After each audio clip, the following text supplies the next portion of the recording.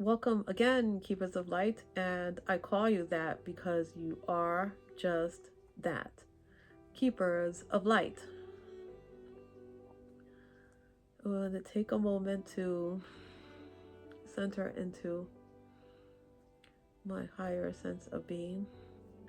It's a timeless sense of beingness that we are all remembering to come from and to move into. Timeless because it's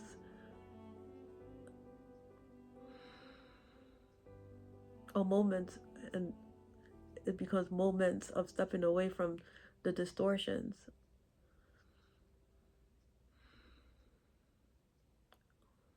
which is really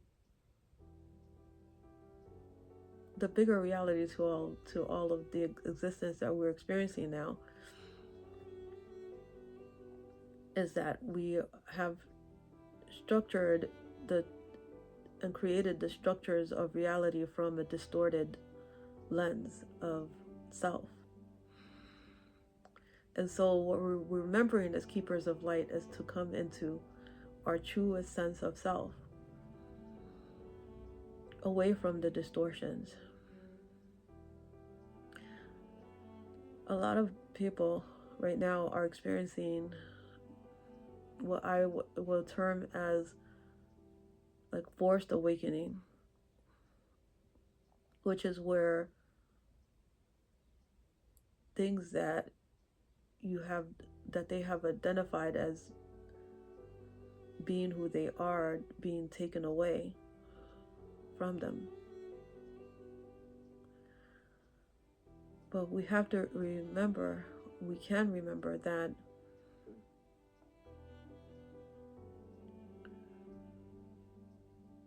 our timeless nature can never be taken from us. That what is taken from us can be taken from us because it was never intended to last. Anyway. And this can bring upon grief, because who wants to let go of, like, what you're used to? Who wants to let go of what you've been comfortable with? And this could even be like things that aren't necessarily even good for you. It's like,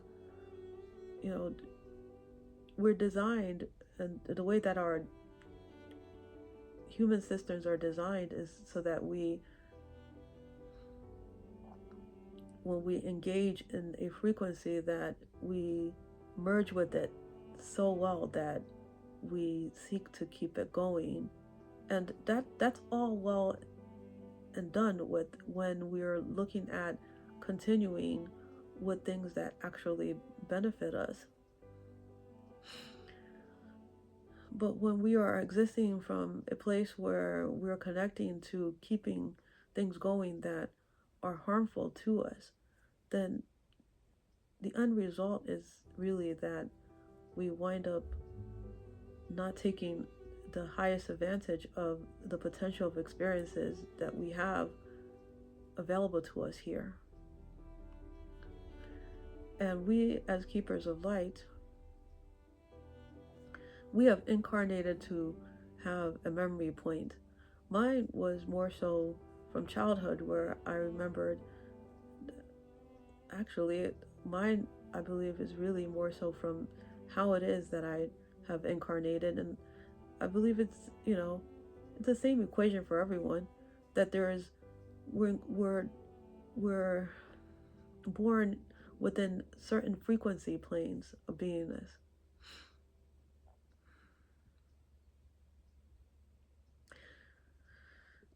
And what I can see is that I remember that I remembered my timeless nature, that I remembered that there was a frequency of home that I could connect to. And even though I have veered from that because of having been placed in a distorted realm of existence, that I can't say that I've escaped the distortions, I'm to this day working through seeing clearly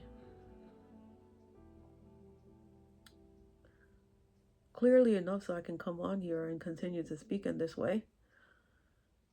And so I don't claim that there are going to be moments where some things that I say are themselves distorted, but I do see how you have the potential as a keeper of light to notice what those are and to tuck them away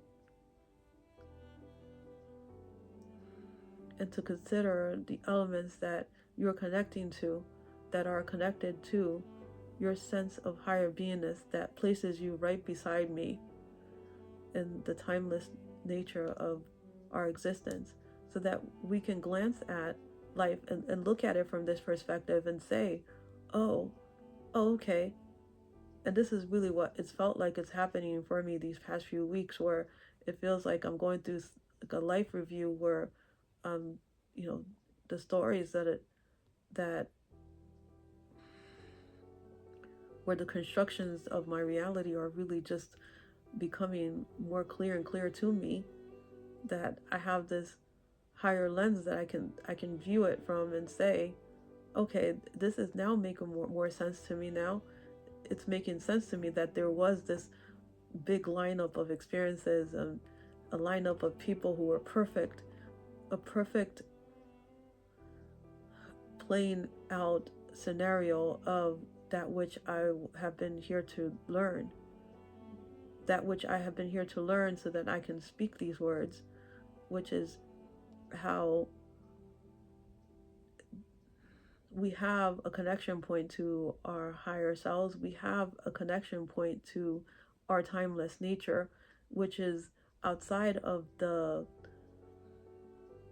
attachments that we have formed. And many of us have formed those attachments as being definitions of who we are, but we are now remembering that who we are can't be those. It can't be the things that are falling apart around us, because once they do dissolve and end, we are still here. We are still knowing ourselves to be. And so the message today is really just about finding your home frequency, finding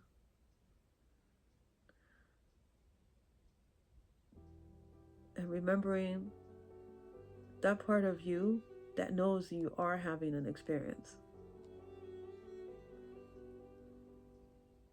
There's a part of you that knows that, oh, I'm mad right now, so I'm going to go and do such and such because I'm mad.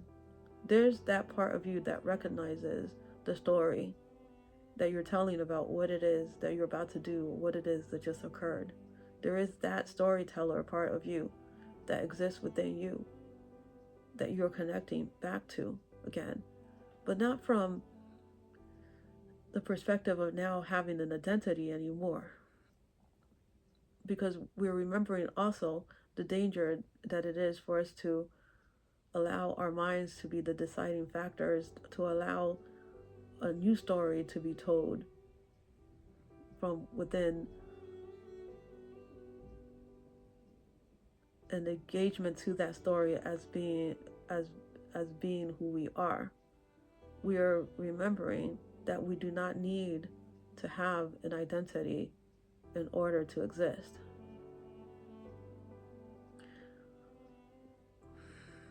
Because we already do. We do not need to define our identity in order to exist. Because we already exist. But we can choose to have that as an experience, and that is what we've always been up to. And so there is this aspect of presence being very important, bringing ourselves to this present moment, which has been devalued in many ways, because because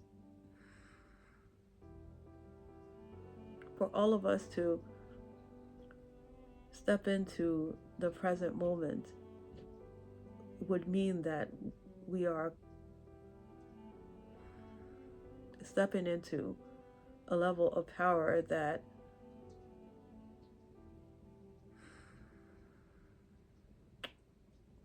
would not keep things going the way they are.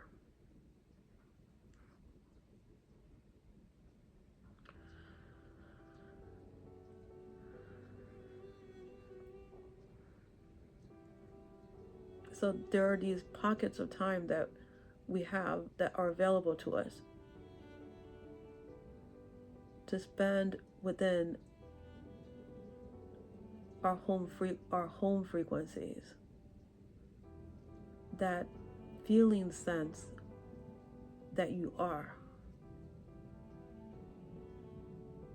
There is a depth to presence that cannot be had within the space of creation that comes from the mind.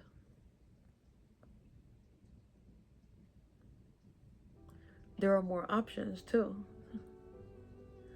because what circulates within the mental field of humanity is really just a repetition of the old ways of being. And right now we're walking into newer ways of being. We're in essence allowing the dormant, which is to say, the dormant frequency, our dormant home frequency. Sorry about that. There's a phone call coming through. We are remembering how to connect back to our dormant home frequency.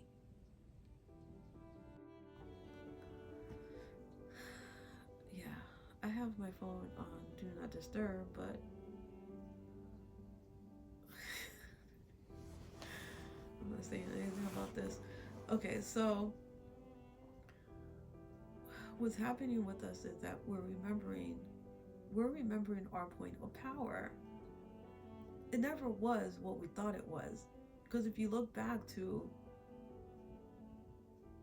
all of the different ways in which reality has posed itself, and all of the different ways in which we were told that things will work out, and if they haven't worked out, then it means that really we were starting from a system that was created, a distorted way of perceiving how things, a distorted way of perceiving reality and perceiving the nature of reality in the first place.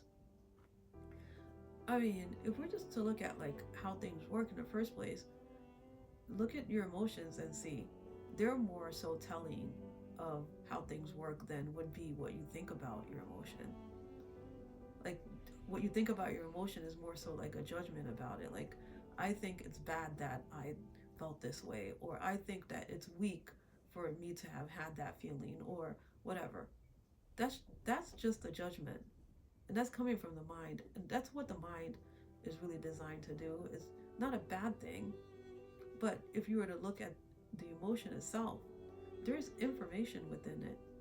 If you're looking at sadness and you really spend time with it and you're willing to look deeper into it, you can find out that where your sadness comes from. And when you look even more deeply into that, then you can get to the root and home frequency. And the home frequency that I'm speaking about, it's not just one frequency. It's a bunch of strands of frequencies of truth that I have been aware of, that have been within me throughout my lifetime. And so I've had this ability to go back and forth and see where it is that the distortions are. as it were, when it pertains to what I'm experiencing that isn't in alignment to what I've been knowing as my home frequency. And so I guess you could say that's an advantage that I've had.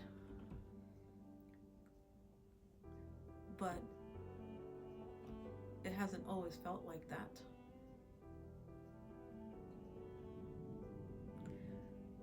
And I'm guessing that you have that same advantage, that you have an ability to, that you have had the ability to, that you have had the awareness to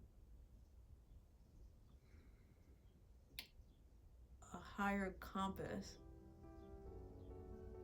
that is directing you throughout this lifetime.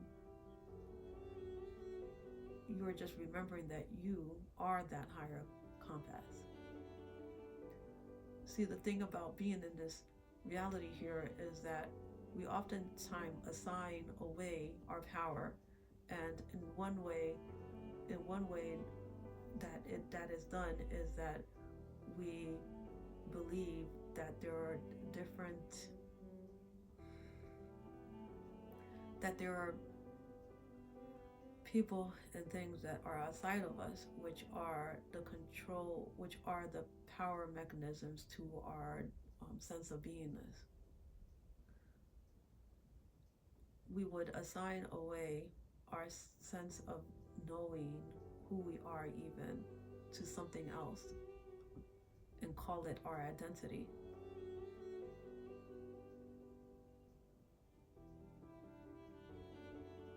What we're remembering is that we are the divine beings here.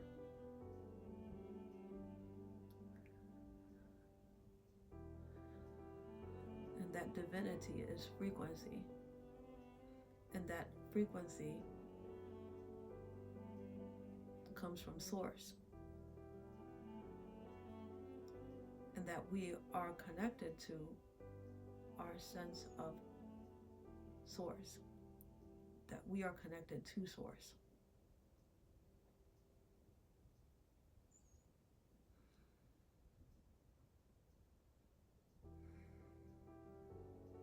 So we have the vehicles of thought, we have the vehicles of emotion, and we can look onto these from the archetypes of, let's say we're to label it, because that's what we do here, right?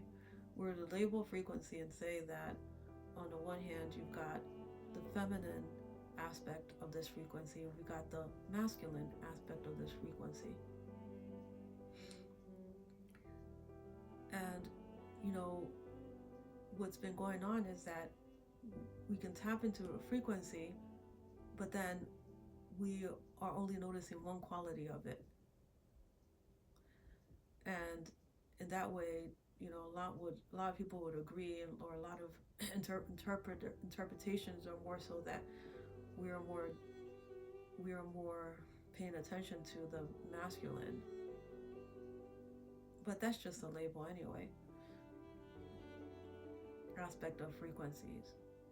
And that the hidden frequencies, the ones, let's look at emotions first of all. You're angry at someone and then you decide that you're going to do something about it. It's the anger that made you move in that direction. It's the anger that is determining how you are moving your vehicle, which is the structure, which is containing the energetics. And so it's both that create the experience.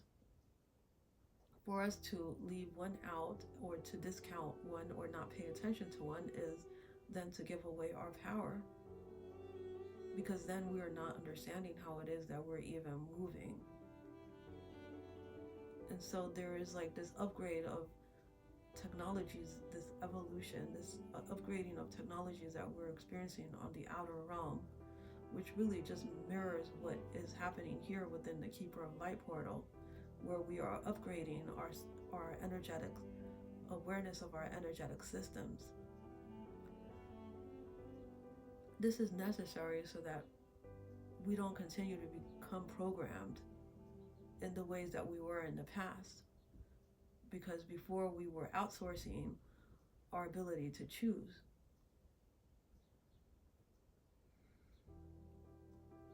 By assuming that we do not even have a choice. And so I'm here just over and over again reminding us that we have a choice. Not only do we have a choice, we have power. We have the ability to awaken different strands of truth frequencies. And it really just requires taking the moment to connect back into the resonant harmonic field that we're all coming from as higher beings, reminding ourselves through these words that that is what we came here to do at this period of time, at this particular moment. We came here so that we would plug back into those frequencies to remind ourselves of our greatness, of our divinity, and that we have the capacity to have a more balanced view of ourselves. That balance coming from seeing ourselves from a higher perspective, a more whole perspective, and one that is not limited to allowing the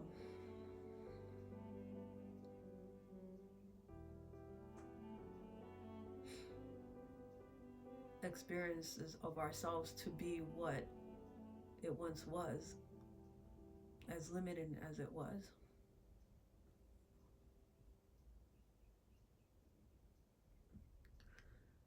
And I just saw a squirrel go by, and it just took me off. It just took me out of the channeled state a little bit, but I think this is enough of a message. I've got 9 minutes here, and there was the other video, the other part that I'm gonna have to put together. That phone call did disturb the session. However,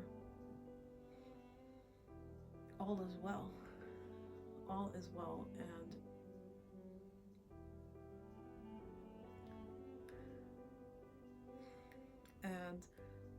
I am looking forward to being here again as soon as it is possible, as soon as we all are ready for that. Until next time, keepers of light.